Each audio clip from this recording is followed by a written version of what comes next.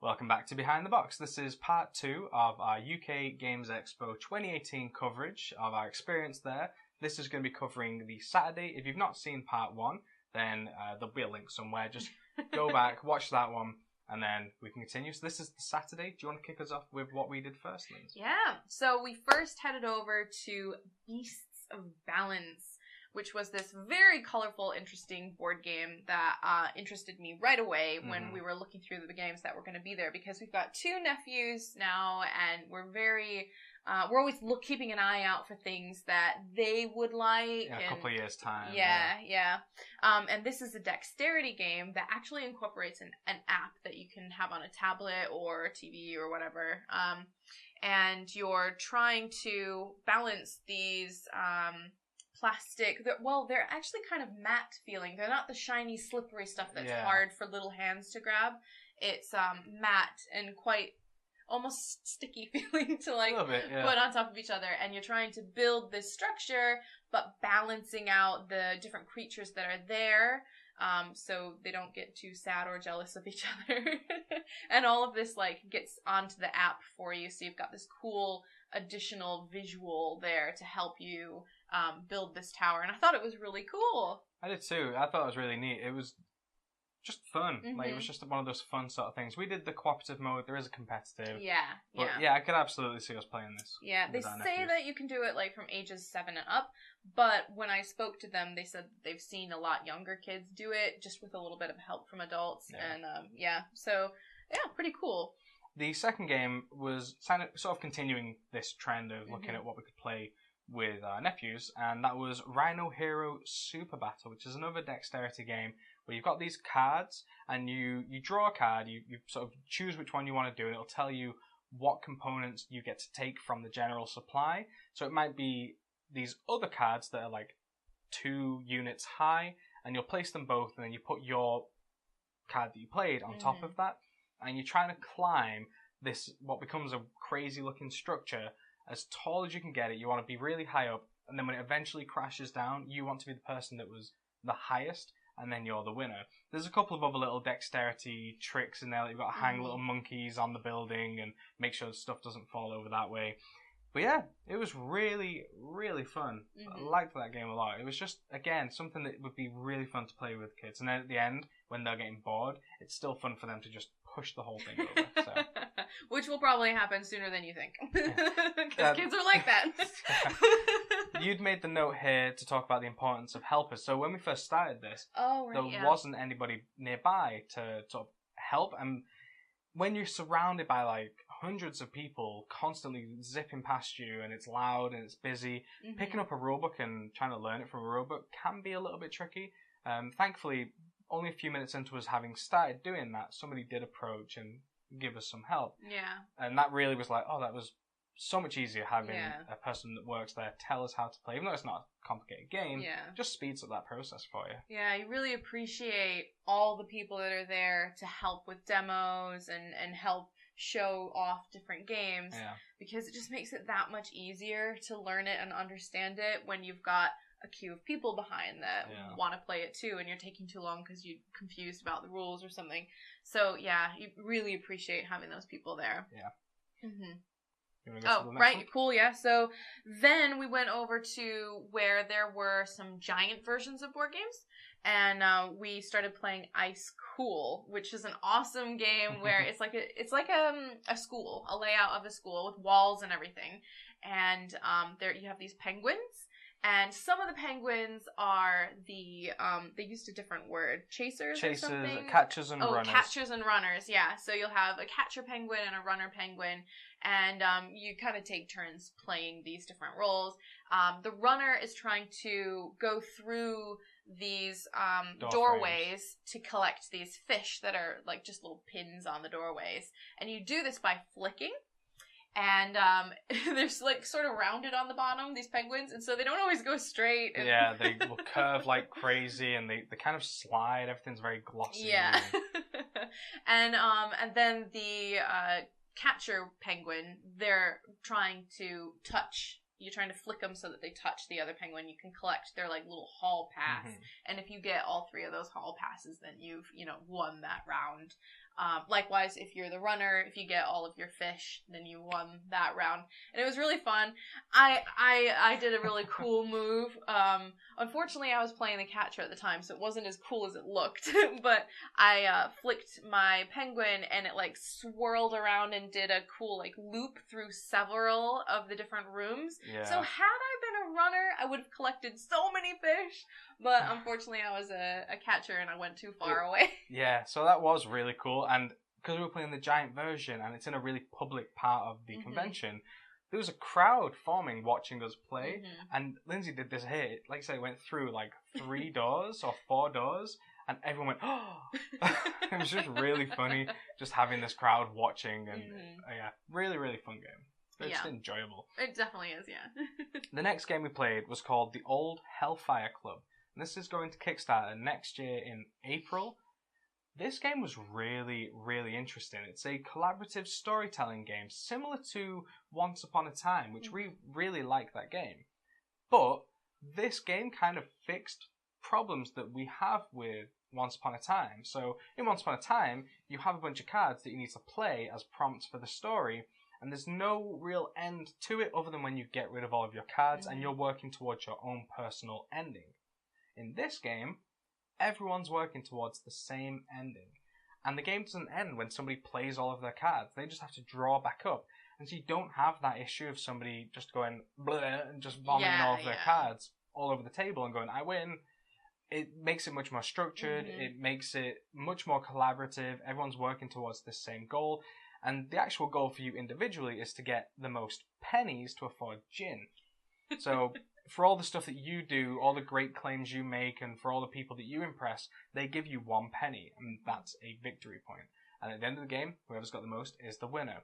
Really cool thing, though, is that I might be making a claim. I might say, oh, so I was walking down the road with Karl Marx, and someone might go, well, I was there. It was Charles Darwin, actually. Yeah, it wasn't. It was Charles, and they'll play a card that disproves me, and then that basically makes all of my stuff not get played in front of me to potentially score points, and kind of changes the canon of the story. So I was walking down the road with somebody, but it wasn't what I was saying.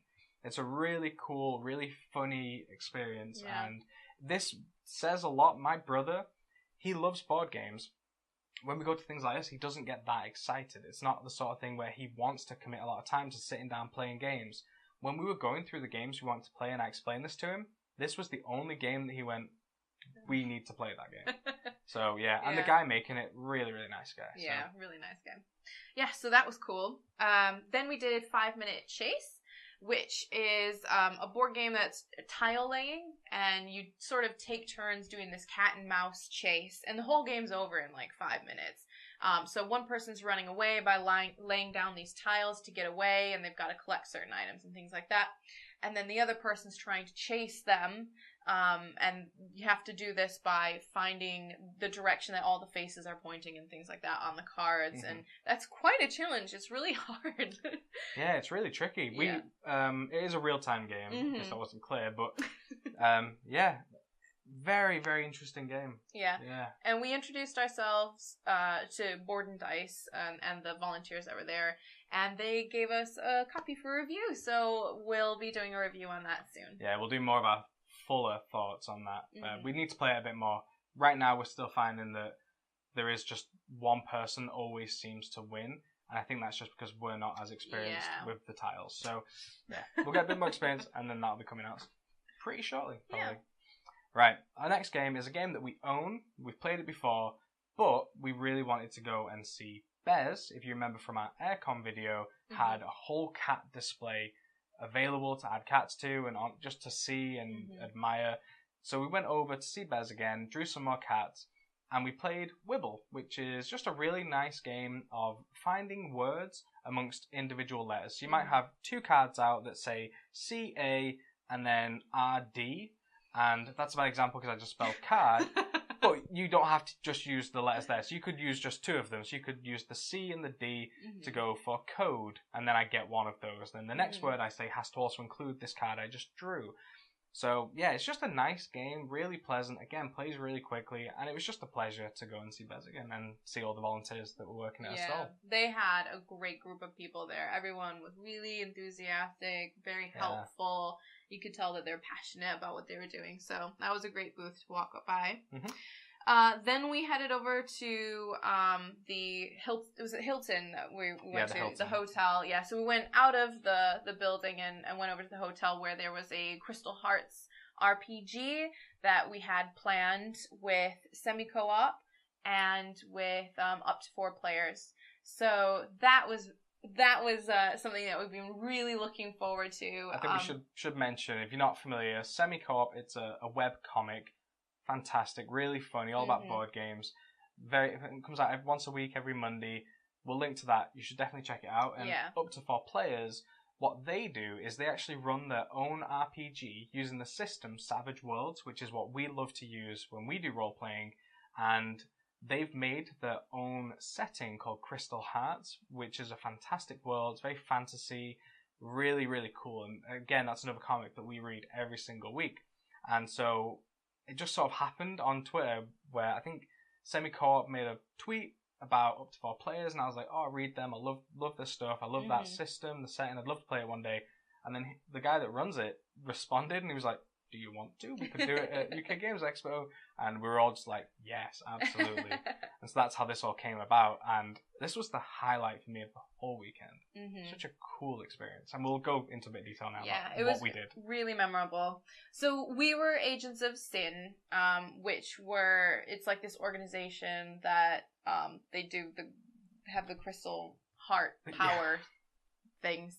And so we all had different origins and with these different powers that we could do, and we were all at this cooking competition, and we wanted to win this cooking competition, so we were out all around the island looking for different ingredients, and we were solving riddles and fighting lots of battles and accidentally killing things when we didn't want to. Some things died that shouldn't have died. It was so funny. The whole thing was really engaging. Yeah. Eran, the GM, was the best GM I've ever had. Oh, definitely. And I'm not even just saying that. It was so good. Everything he did, the story he'd made, the characters, he pre-made characters for us based on some little prompts that he got from us on Twitter. And it was just hilarious. And it was it was like 4 hours or so, and it just flew by, and it was really great because like Rahel and Heinze from Semi-Co-op, they were both super funny. Like just the stuff they would come up with was so funny. We had like ninjas, and we had monks, and we had this snooty like hoity-toity family. And Eran was doing all the voices and stuff, which is something that we don't usually get in our groups. We don't have anybody that's confident enough to like do the voices. And so that was great. And then Aviv came. She's the artist for up to 4 players. She came in towards the end, and she like drew a picture of our last scene, like the final scene of it. And it was incredible what she was able to do with just like a half an hour of information. I couldn't. I mean, I'm guessing she knew a bit of the story going in to understand what the characters were going to be. But yeah, she was sitting next to me, and I saw her get out of the sketchbook, and she started just in pencil sketching, and I was like, oh, that looks pretty good. And that was just my initial thought. That looks good. It's just like this rough sketch. And then every time I look over, there's like a new thing in her hand, like a new type of pen or whatever, and she's doing it. I'm like, oh, that's even better. And then by the end, she just put it out on the table in about half an hour. We'll put it on the screen so you can see it, but she's so talented. Blew my mind. It was so good. Yeah, everyone there was really talented. Yeah, that was a great time. Really was just incredible. Yeah. Incredible experience. And there's so much we'd love to talk about that, but people are more interested in the board game side of it.